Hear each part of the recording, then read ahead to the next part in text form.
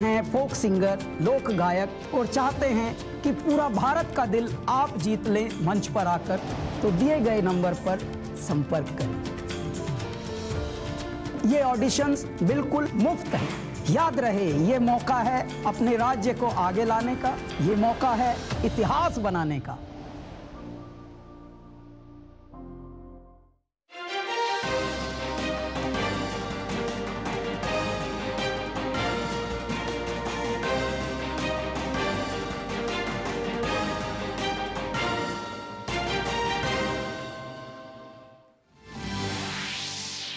प्रधानमंत्री नरेंद्र मोदी ने कहा, सरकार के तीसरे कार्यकाल में भारत का दुनिया की तीसरी सबसे बड़ी अर्थव्यवस्था बनना तय। नई दिल्ली में भारत मोबिलिटी ग्लोबल एक्सपो 2024 को किया संबोधित। कहा, 2047 तक विकसित भारत बनाने के लक्ष्य को हासिल करने में मोबिलिटी सेक्टर की अहम भूमिका। संसद के बजट सत्र में राज्यसभा में नेता सदन पीयूष गोयल ने साधा नेता प्रतिपक्ष मल्लिकार्जुन खड़गे पर निशाना। कहा, उत्तर और दक्षिण को बांटने की राजनीति से बाज आए विपक्ष। खड़गे के 400 के पार वाले बयान पर भी लगे ठहाके।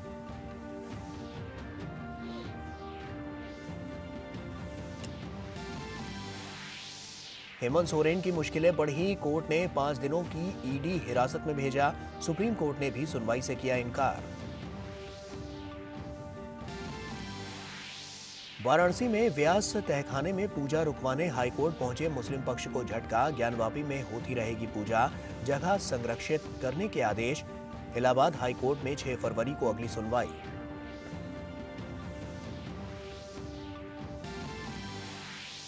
उत्तराखंड में समान नागरिक संहिता लागू करने की तैयारी। यूसीसी समिति ने मुख्यमंत्री पुष्कर सिंह धामी को सौंपी रिपोर्ट। कल होने वाली कैबिनेट की बैठक में लगेगी मोहर।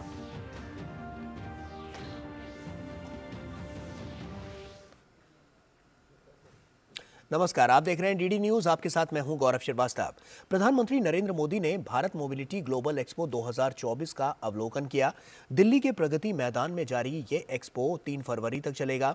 भारत मोबिलिटी ग्लोबल एक्सपो देश की सबसे बड़ी और अपनी तरह की पहली मोबिलिटी प्रदर्शनी है। एक्सपो में 50 से अधिक देशों के 800 से अधिक प्रदर्शक हिस्सा ले रहे हैं। ये एक्सपो मोबिलिटी क्षेत्र के विकास और उससे जुड़ी अत्याधुनिक तकनीकों से भी रूबरू करा रहा है। एक्सपो में 28 वाहन निर्माता हिस्सा ले रहे हैं। साथ ही ऑटो उपकरण बनाने वाली 600 से अधिक कंपनियां भी इसमें शामिल हैं। भारत मोबिलिटी ग्लोबल एक्सपो से जुड़े कार्यक्रम को संबोधित करते हुए प्रधानमंत्री ने देश के बढ़ते वाहन बाजार का जिक्र किया। पीएम ने इस क्षेत्र में पैदा हो रहे नए अवसरों का उल्लेख करते हुए कहा कि पिछले 1 दशक में इस क्षेत्र का जबरदस्त विस्तार हुआ है। साल 2014 के पहले के 10 सालों में भारत में 12 करोड़ के आसपास गाड़ियों की बिक्री हुई थी, जबकि 2014 के बाद से देश में 21 करोड़ से ज्यादा गाड़ियों की बिक्री हो चुकी है। 10 साल पहले भारत में साल भर में 2000 तक इलेक्ट्रिक गाड़ियां बिक रही थी। वहीं अब भारत में करीब 12 लाख इलेक्ट्रिक गाड़ियां हर साल बिक रही हैं। पिछले 10 साल में पैसेंजर व्हीकल्स की बिक्री में 60% की वृद्धि हुई है। भारत में 2 व्हीलर सेल्स भी 70% से ज्यादा बढ़ी है। अभी कल ही जो आंकड़े आए हैं वो बताते हैं कि जनवरी के महीने में कारों की बिक्री ने अपने पिछले सारे रिकॉर्ड तोड़ दिए हैं। और वहीं प्रधानमंत्री ने कहा कि पिछले 1 दशक में देश में 25 करोड़ लोग गरीबी से बाहर आए हैं। प्रधानमंत्री ने कहा कि गरीबी से बाहर आने वालों की अपनी आशाएं और आकांक्षाएं हैं। प्रधानमंत्री ने कहा कि इनकी आय और जीवन स्तर में सुधार से मोबिलिटी सेक्टर के लिए भी संभावनाओं के नए द्वार खुले हैं। 14 से 20 साल का कालखंड जैसे एक प्रकार से अलग ही होता है, वैसा इनके जीवन में होता है। और इसको अगर हम एड्रेस करते हैं तो आप कल्पना कर सकते हैं हम कहां से कहां पहुंच सकते हैं जी। ये न्यू मिडिल क्लास, उसके एस्पिरेशंस, और दूसरी तरफ आज भारत में मिडिल क्लास का दायरा भी बहुत तेजी से बढ़ रहा है। मिडिल क्लास की इनकम भी बढ़ रही है। ये सारे फैक्टर्स भारत के मोबिलिटी सेक्टर को नई ऊंचाई देने वाले हैं। और वहीं प्रधानमंत्री ने कहा कि मोबिलिटी क्षेत्र के विकास के लिए उन्होंने अपने पहले ही कार्यकाल में बड़ी पहल की थी। प्रधानमंत्री ने कहा कि उनके दूसरे कार्यकाल में उसका दायरा और बढ़ा है। पीएम ने अपने तीसरे कार्यकाल में भी इस दिशा में बड़े प्रयासों की बात कही। मेरी पहली टर्म थी, उस समय मैंने एक ग्लोबल लेवल की मोबिलिटी कॉन्फ्रेंस प्लान की थी और उस समय की चीजें अगर आप निकाल के देखोगे तो बैटरी पर हमारा फोकस क्यों होना चाहिए, इलेक्ट्रिक व्हीकल की तरफ हमें कैसे जल्दी जाना चाहिए, इन सारे विषयों पर बहुत विस्तार से वो समिट हुआ था। ग्लोबल एक्सपर्ट्स आए थे और आज मेरी दूसरी टर्म में मैं देख रहा हूं कि खासी मात्रा में प्रगति हो रही है और मुझे विश्वास है कि तीसरी टर्म में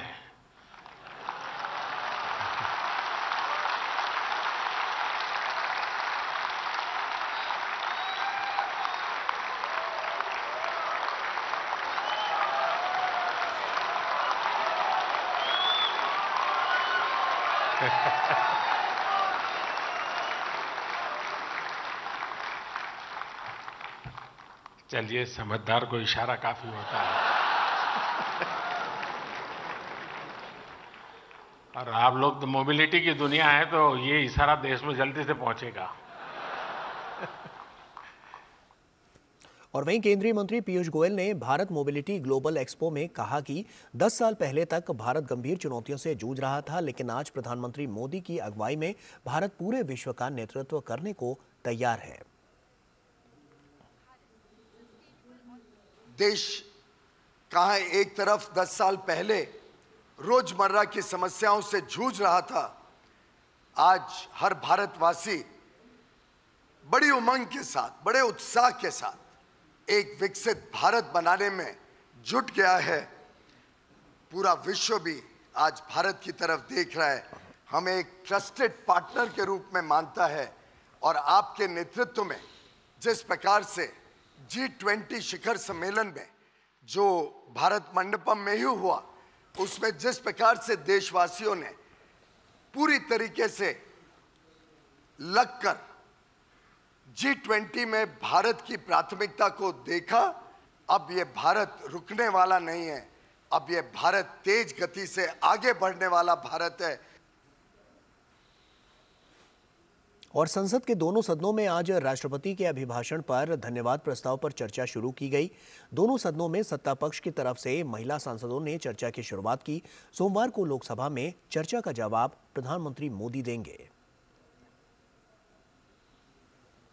भाषण पर धन्यवाद प्रस्ताव पर संसद के दोनों सदनों में शुक्रवार को चर्चा शुरू हो गई। राज्यसभा में भाजपा सांसद कविता पाटीदार ने चर्चा का प्रस्ताव रखा। उन्होंने कहा कि आज हमारे देश में अर्थव्यवस्था को मजबूती के साथ आगे बढ़ाया जा रहा है। वहीं विज्ञान और तकनीकी के क्षेत्र में चंद्रयान जैसे मिशन पूरी दुनिया के सामने भारत की क्षमता को प्रदर्शित कर रहे हैं।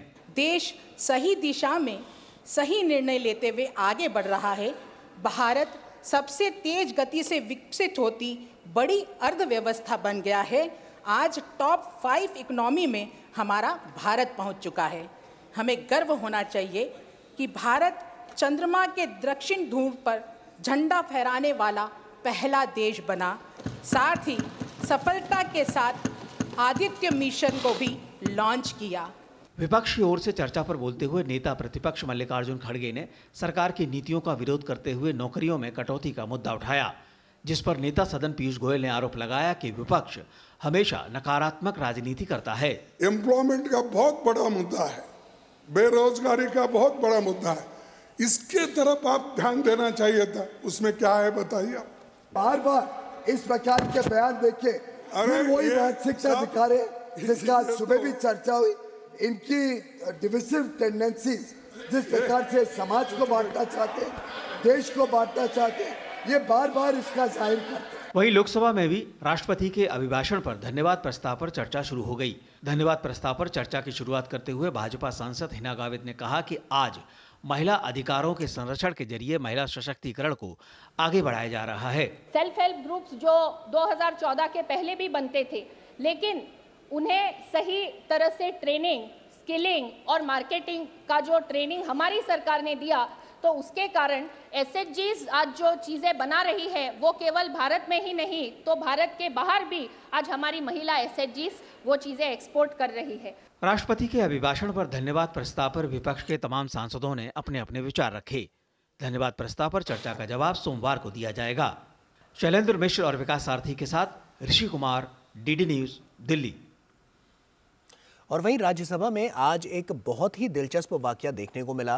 कांग्रेस अध्यक्ष और राज्यसभा के नेता प्रतिपक्ष मल्लिकार्जुन खड़गे के बयान पर जमकर ठहाके लगे। खड़गे ने कहा कि बहुमत आपका है, पहले ही 330 सांसद हैं, अब तो 400 पार का नारा लग रहा है। इस पर भाजपा के सांसदों ने सीटें थपथपानी शुरू कर दी। प्रधानमंत्री नरेंद्र मोदी भी हंसते हुए नजर आए। आपका इतना बहुमत है, अब तो पहले 330, 334 की, अब ने तो 400 पार हो रहा है।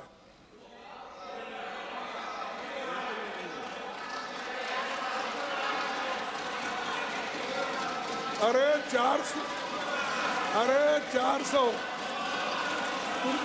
अरे तुम चुन जाओ सर, मेरा दावा है, ये लोग ठहर के चुन के आने दो सब। राष्ट्रपति द्रौपदी मुर्मू ने आज सूरजकुंड अंतर्राष्ट्रीय शिल्प मेला 2024 का उद्घाटन किया।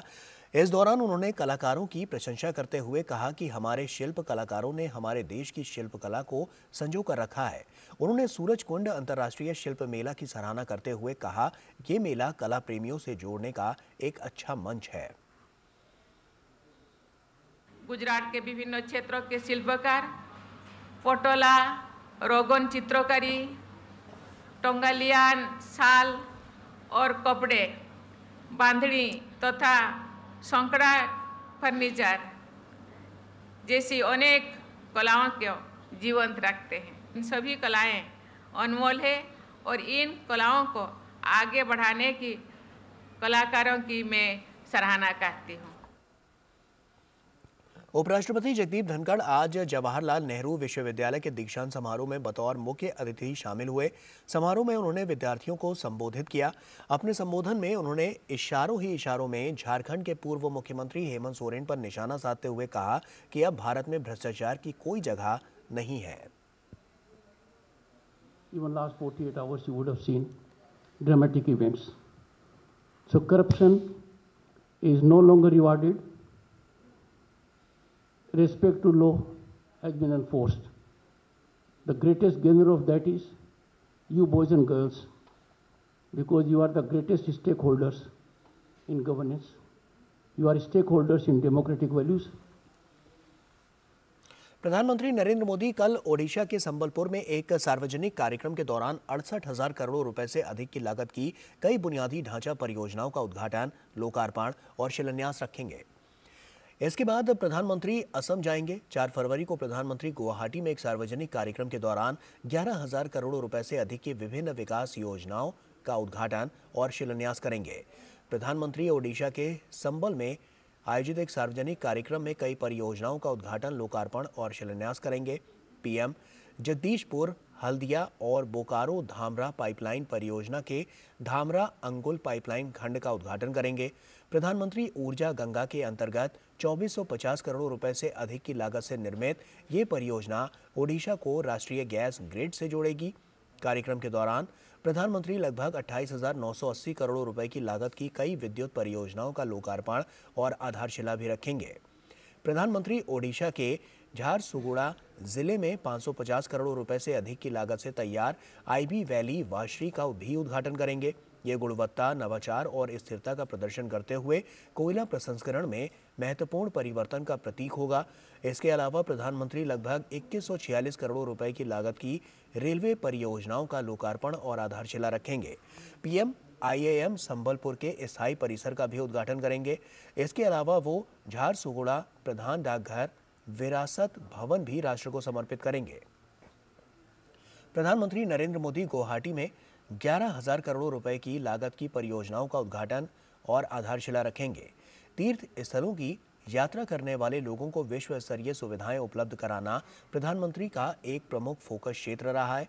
इस प्रयास में उठाए गए एक कदम में प्रधानमंत्री जिन प्रमुख परियोजनाओं की आधारशिला रखेंगे उनमें मां कामाख्या दिव्य परियोजना शामिल है, जिसे पूर्वोत्तर क्षेत्र योजना के लिए प्रधानमंत्री के विकास पहल के तहत मंजूरी दी गई है।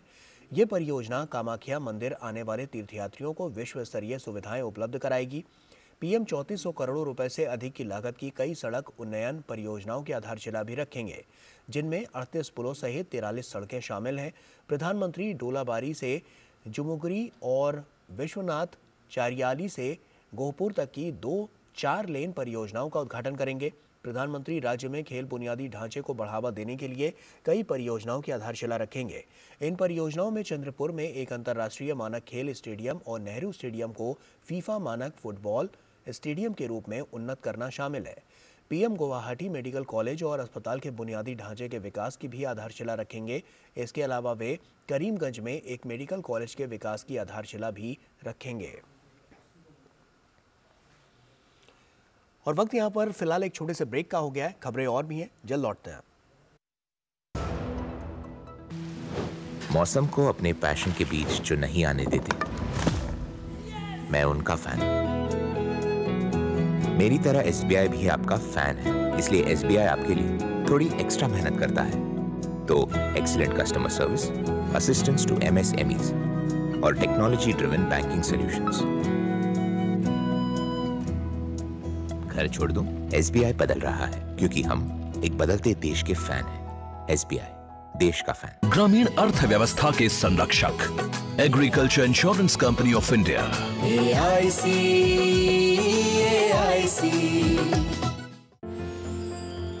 साल बरस और सदी नहीं, एक युग गुजर जाएगा। उम्र न पूछो वंडर की, जब फर्क नजर आएगा। वंडर सीमेंट, फर्क नजर आएगा। गोल्डी छोले मसाले, जहाँ जाए रिश्ते बनाए, जहाँ जाए रिश्ते बनाए, गोल्डी मसाले। लाइफ में फाइनेंशियल आजादी के लिए एनपीएस जरूरी है। रिटायरमेंट में फाइनेंशियल आजादी रहे जारी, एनपीएस से आज ही करे तैयारी। एनपीएस जरूरी है। मोदी सरकार की गारंटी, सस्ती दवाई, अच्छी दवाई, कम से कम 75% डिस्काउंट। अब तक जरूरतमंदों के 23,000 करोड़ रुपए बचे। हमारा संकल्प, विकसित भारत। ग्रामीण अर्थव्यवस्था के संरक्षक, Agriculture Insurance Company of India. AIC।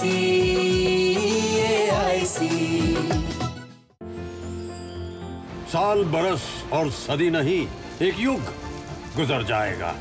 उम्र न पूछो वंडर की, जब फर्क नजर आएगा। वंडर सीमेंट, फर्क नजर आएगा। ब्रेक के बाद एक बार फिर से आप सभी का स्वागत है।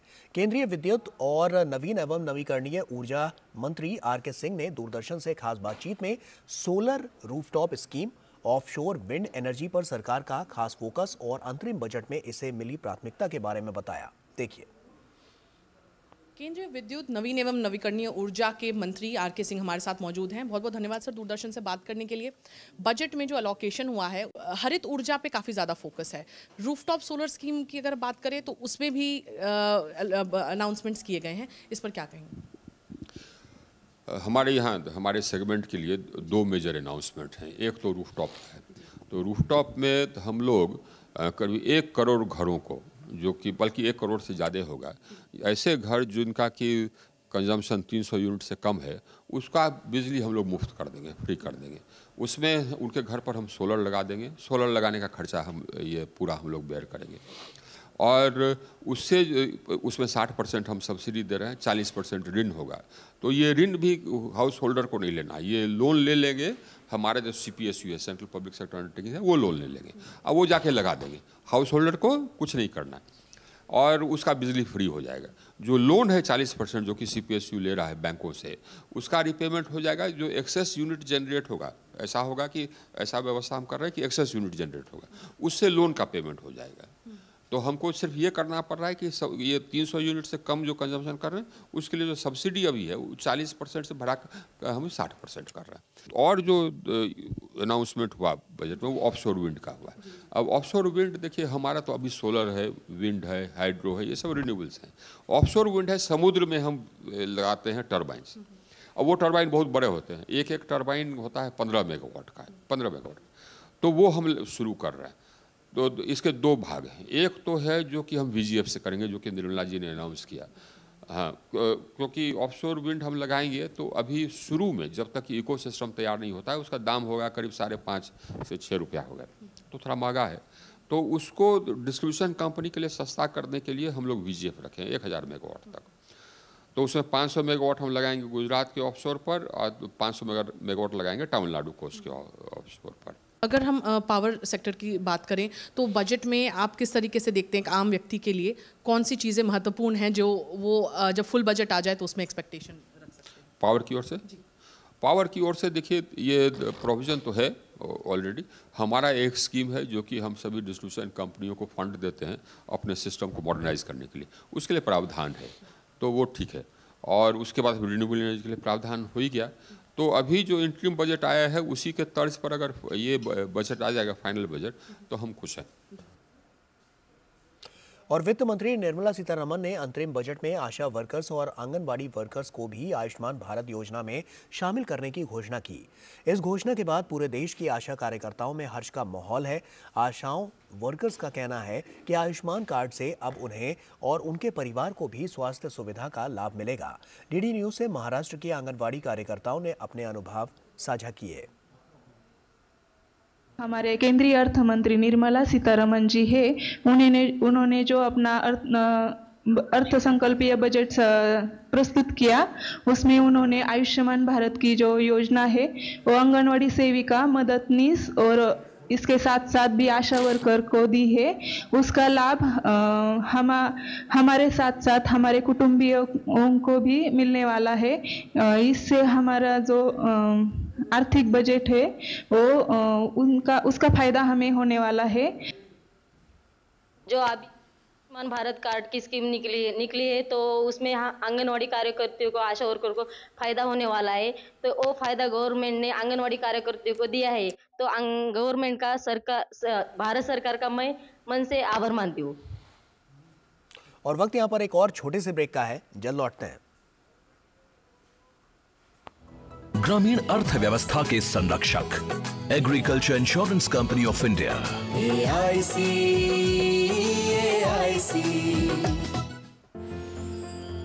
साल बरस और सदी नहीं, एक युग गुजर जाएगा। उम्र न पूछो वंडर की, जब फर्क नजर आएगा।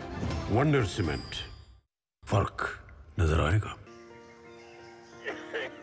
अरे भाई, तुम्हें तो बहुत खांसी आ रही है। चलो, पास में ही आयुष्मान आरोग्य मंदिर है, दिखा दूं। जांच और उपचार दोनों मुफ्त हो जाएगा। और अगर कुछ बड़ा निकल गया तो आयुष्मान कार्ड है ना, 5 लाख तक मुफ्त उपचार कहीं भी कभी भी। मोदी जी की गारंटी है ये। तेरे पापा मेरे सामने ही बनवाए थे कार्ड। और बताऊं, मोदी जी ने प्रधानमंत्री भारतीय जन औषधि केंद्र खुलवाकर महंगी दवाइयों से मुक्ति दिला दी है हम सबको। यहाँ दवाइयाँ सस्ती और अच्छी मिलती हैं। ये तो जानता हूँ, पापा भी वहीं से दवाई लेते हैं। देखा, सबको उत्तम स्वास्थ्य सेवा सुविधा देने की मोदी जी की गारंटी। करोड़ों लोग लाभ ले रहे हैं, आओ हम भी लें।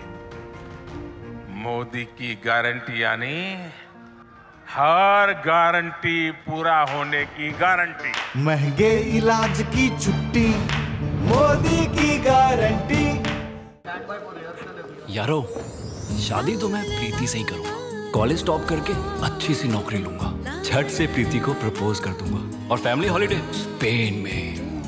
वाह यार, मैं तेरी प्लानिंग का बड़ा फैन हूं। तू आज ही SBI में अपना सेविंग्स अकाउंट ओपन कर ले और अपने स्पेन हॉलिडे की सेविंग शुरू कर दे। SBI सेविंग्स अकाउंट के साथ पाइए सेफ, सिक्योर, कन्वीनियंट बैंकिंग और ग्रेट कस्टमर सर्विस। SBI, देश का फैन। ग्रामीण अर्थव्यवस्था के संरक्षक Agriculture Insurance Company of India.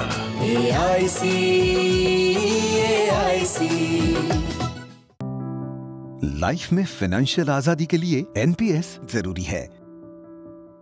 Retirement में फाइनेंशियल आजादी रहे जारी, एनपीएस से आज ही करे तैयारी। एनपीएस जरूरी है। साल बरस और सदी नहीं, एक युग गुजर जाएगा। उम्र न पूछो वंडर की, जब फर्क नजर आएगा। वंडर सीमेंट, फर्क नजर आएगा। ग्रामीण अर्थव्यवस्था के संरक्षक Agriculture Insurance Company of India. AIC